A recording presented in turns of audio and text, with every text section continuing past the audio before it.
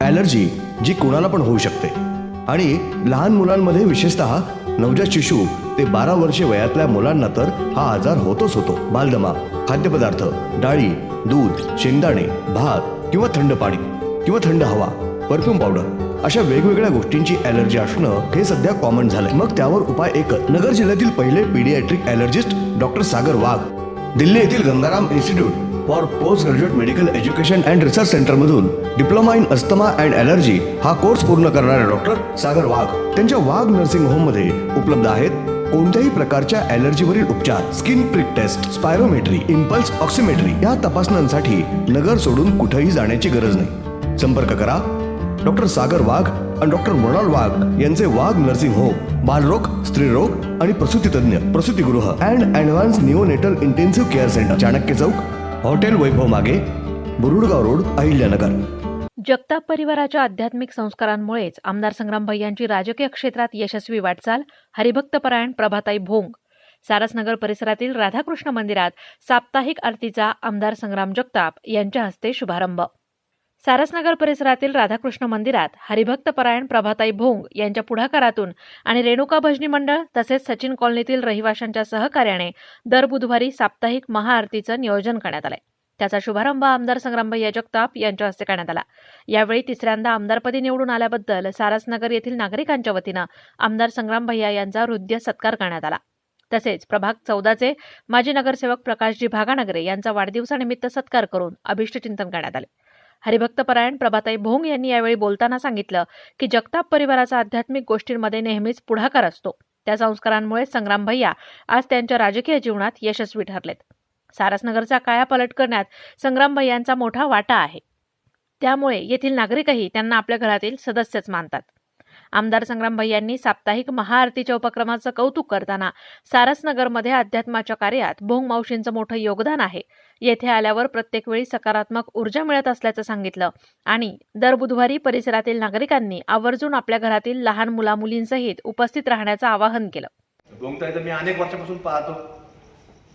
आम्ही पाहतो की लहान लहान मुलांना उन्हाळ्याच्या सुट्ट्या लागल्या की भोंगत्यांची इथं हरिपाठाचा कार्यक्रम, मुलांना ज्ञानेश्वरी ग्रंथ काय, संत तुकाराम महाराजांचे विचार काय आहेत, हा महाराष्ट्र काय आहे, हा महाराष्ट्र साधू संतांच्या विचाराचा महाराष्ट्र आहे. त्यामुळे हे सगळं काम भोंगताई सातत्याने वर्षानुवर्ष या भूमीमधनं आपल्या राधाकृष्ण मंदिरातून विशेषतः आपल्या सारसनगर परिसरातून त्या करत आलेल्या आहेत. आणि म्हणून पुढच्या काळामध्ये त्या दिवशी त्यांना मी सांगितलं की आता याचा एक अखंड एकत्रित प्लॅन करू आणि एकत्रित प्लॅन करून या संपूर्ण परिसराला, कारण की इथून सगळे लोक डुंबर मामा इथूनच जातात ह्या चौकातून, आणि म्हणून इकडून जरी आला तिकडून जरी आला तर भोंगताईच्या दारातून जायचं, आणि म्हणून इथून जात असताना त्याला एक भव्यता दिव्यता वाटली पाहिजे. आणि म्हणून कुठेतरी आज त्यांनी अध्यात्माची धर्माची ज्योत सारसनगर परिसराची इथून रवली गेली. तुम्हाला प्रेरणा मिळाली. तुम्ही संत भगवान बाबांचं मंदिर तिथं उभा केलं.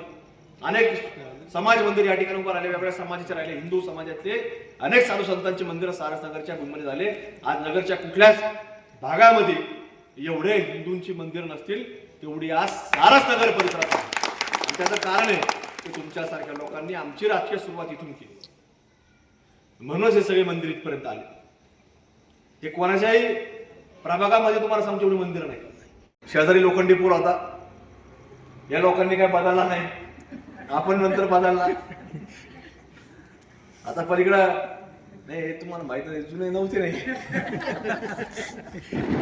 अरे विनोदा भागाचा वाढदिवस त्यांचा. पलीकडे नानाजी नगरचा पूल आपण बनवला. म्हणजे हे सगळं काम हे तुमच्यासारख्या लोकांनी संधी दिली, आणि म्हणून ह्या लोकांची मागणी वाढली की आम्हाला सारसनगर सुरक्षित वाटतं. हे सारसनगरमध्ये सगळं कार्य झालं पाहिजे, धर्मकार्य सारसनगरमध्ये झालं पाहिजे. म्हणून आज तुमच्या सगळ्यांच्या माध्यमातून आता ही सुरुवात झाली.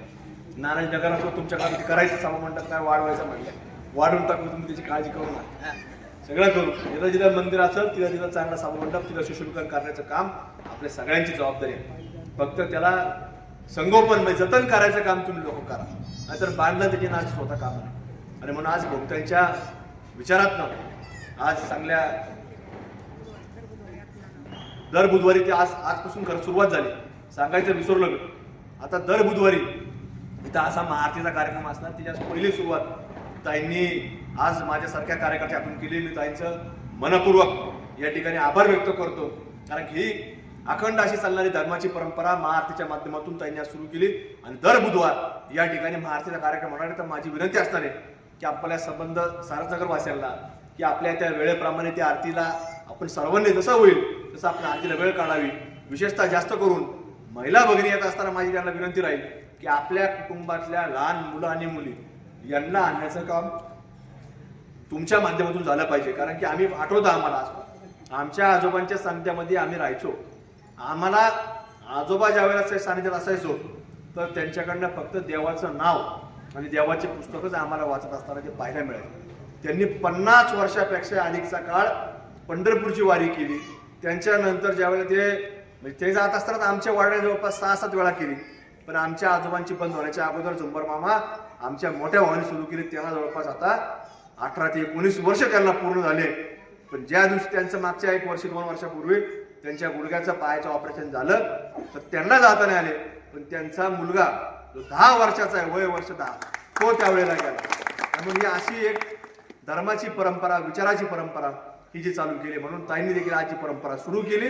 त्या परंपरेकरता माझी विनंती असणार आहे की आपल्याला बऱ्याच पुरुष मंडळी जमणार नाही, पण माता भगिनी या आणि येताना आपल्या कुटुंबातल्या मुलगा आणि मुलगी जे लहान असतील, म्हणजे अगदी 15-16 वर्षाची तरी हरकत नाही, त्याच्यापेक्षा लहान असली तरी हरकत नाही किंवा त्याच्यापेक्षा मोठी असली तरी हरकत नाही, पण प्रत्येक वयोगटातल्या मुलीचा आणा, त्याला सांगा हे मंदिर आहे, हे राधाकृष्ण भगवान आहेत, या भोंगताई आहे, त्या भोंगताई धर्माच्या विचाराचे, धर्माच्या कामाकरता ह्या अशा लोकांनी आपलं जीवन समर्पित केलं, हे आपल्याकडून सांगणं त्यांना गरजेचं आहे. आणि म्हणून हे होईल तरच हा भारतभूमी, ही भारत देश. गुरुवर्य प्रज्ञाचक्षू हरिभक्तपरायण मुकुंद काका जाडदेवळेकर, हरिभक्तपरायण गोविंद महाराज जाडदेवळेकर यांनी कार्यक्रमाला उपस्थिती लावून आशीर्वाद दिले. कार्यक्रमाला प्रकाशजी भागनगरे, वर्चस्व ग्रुपचे संस्थापक, युवा उद्योजक सागर मुर्तडकर, यशवंत गारडे, हरिभक्तपरायण झुंबर मामा आव्हाड, शिवप्रतिष्ठानचे जिल्हाध्यक्ष बापू ठाणगे, भाऊसाहेब सिनारे, प्रवीण गुंजाळ, सुनील मुंदडा, शिवाजीराव ससाणे, समीर खेणके, ओमप्रकाश बंग, संतोष कराळे, दिनेश जोशी, रेणुका भजनी मंडळातील महिला तसेच सचिन कॉलनीतील रहिवासी मोठ्या संख्येनं उपस्थित होते. प्रतिनिधी दीपक कासवा, अहिल्यानगर.